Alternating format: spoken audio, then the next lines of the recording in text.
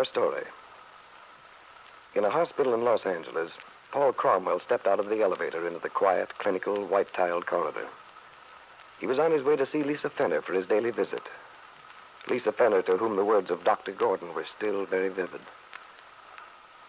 I can't believe that you would willingly give up your child for adoption, no matter how ideal the arrangement or how difficult your own situation, if you really understood how much is at stake. As I said, I've seen a great deal of suffering in my time, and so much of it might have been avoided. The wise, tender guidance of a loving mother is a boy's most precious possession. Nothing can take its place. I hope you'll think that over, Mrs. Fenner. Paul's visit, which was so important each day to Lisa, she looked forward to it so eagerly. But it was a visit which Paul faced with mixed feelings of pity, reluctance, and guilt, combined with a certain masculine fear of possible scenes. Lisa's baby had been born almost a week ago, Paul was thinking. Now, perhaps quite soon, this whole ticklish matter might be disposed of to his own and Kit Meade's satisfaction. Of course, he did hope Lisa wouldn't be hurt too much in the process. As he started down the corridor toward Lisa's room, Paul encountered Dr. Gordon. Good afternoon, Mr. Cromwell. Oh, hello, Dr. Gordon. I was just on my way to... Yes, Mrs. Fenner's expecting you. I'm glad I ran into you, Doctor. I'd intended stopping by your office on the way out. Doctor, is it all right if I come for Mrs. Fenner perhaps the day after tomorrow? Yes. I just told her she might go home this weekend. By the way, Mr. Cromwell, have you made any arrangements regarding Mrs. Fenner's child?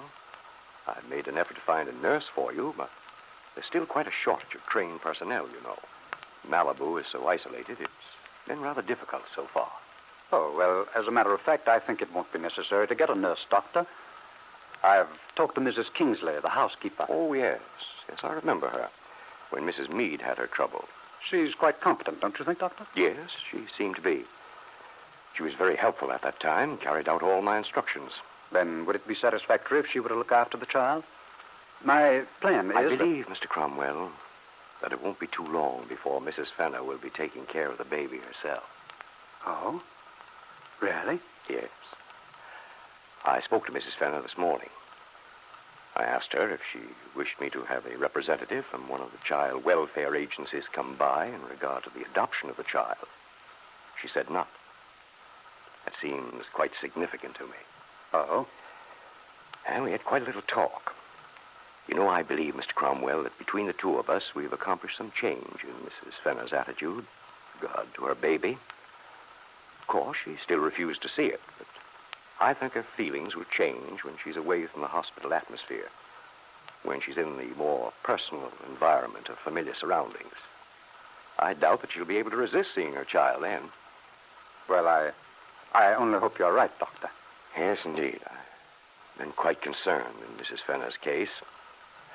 Well, I won't detain you, Mr. Cromwell. I know you're anxious to see your young friend. Oh, yes. Yes, quite. However, if you'll forgive me, I have one suggestion. But of course, Doctor. I have the utmost respect for your judgment. Thank you. I believe Mrs. Fenner is in a very receptive frame of mind at present. I feel sure that if she isn't pressed too much, if we just let her think the thing through by herself, she will decide to keep her child. I see. And so I'd suggest that you don't discuss the aspect of her plans with her, Mr. Cromwell. Just let the natural feelings assert themselves. Well, thank you very much, Doctor. I'll certainly take that advice. Good, good. I'll probably be talking to you later then, Mr. Cromwell. Goodbye. Goodbye. Come in. Hello. Hello, Lisa, dear. Paul, I was beginning to think you weren't coming. You look refreshed, darling. Did you sleep well last night? Oh, yes, I'm feeling quite well. How is everything with you, Paul? I feel as if I've been here for ages. What's going on in the world? Well, let's see. Oh, nothing much, really. Oh, Mrs. Kingsley and Max both sent their best regards to you. Oh, that was nice of them. And I just saw Dr. Gordon. He says I can bring you home this weekend. I thought I'd take you back to my house. Oh, that was thoughtful of you, Paul. I do want to be in your house away from the other one. It seems so right somehow to be coming home to you. Lisa, I hate to burden you with problems of any sort just now, but we do have to make some plans. The child, you know. We have to decide. Yes, of course, Paul. I've been thinking about that. I spoke to Mrs. Kingsley. Asked her to devote her full time to the other house and to the baby. You mean the child will be taken there? To Kit's house? That was... Well, it seemed the best plan. Yes, I suppose it is. Well, I suppose Kit will still be there. Yes, of course. She'll be in the house with Mrs. Kingsley and the baby. Doesn't that seem sensible? Or would you want to... Oh, no. You handle it, Paul. I don't seem to be able to think very straight. Everything's so muddled in my head. Lisa, when I talked to Dr. Gordon, I seemed to gather from him that you may have changed your mind. I mean about the baby. Oh, I don't know, Paul. When I talk to Dr. Gordon, everything appears different. He makes me feel so guilty, so weak and irresponsible almost. All the thoughts I've had, everything that seemed, well, sensible, begins to look just the opposite. Please, Lisa, don't upset yourself. Everything's... Oh, but when I talk to you, Paul, it's all different. It seems so right, so logical. Well, then, Lisa, you mustn't worry too much about what Dr. Gordon says. After all, he doesn't know the whole story. Yes, I know.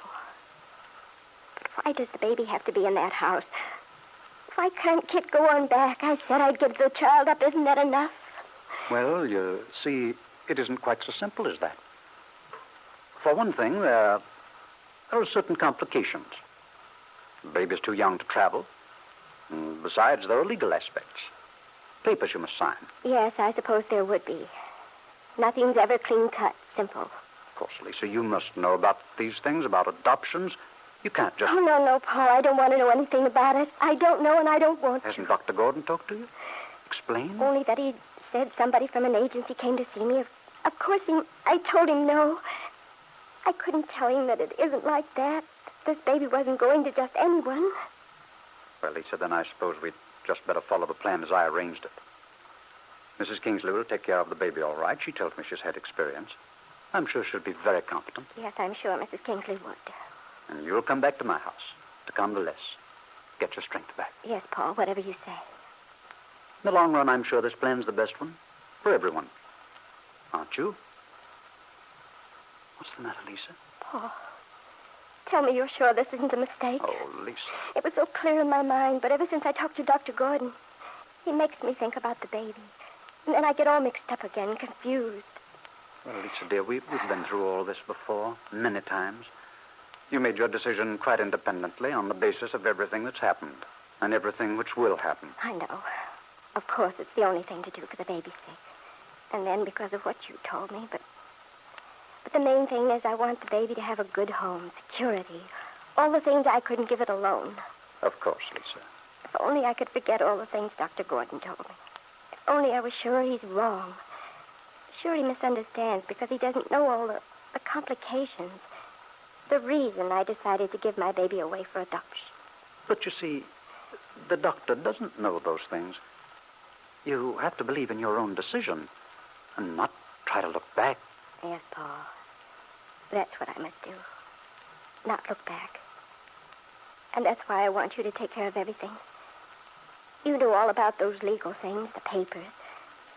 You must do whatever you think is best. Because I don't know anything at all about that part of it.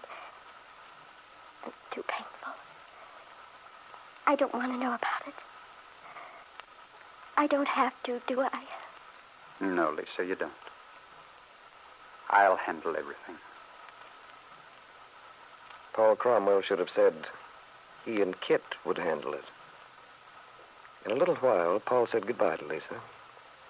As he drove back to Malibu, he felt a return of confidence as he recalled Lisa's last words, stored them away carefully in his mind. The lawyer had said adoption couldn't be taken care of in this state, not as they'd planned. But if Lisa was so innocent of the knowledge of the legal ramifications, if she didn't even want to know about it, perhaps something could be worked out. Yes, that might simplify everything.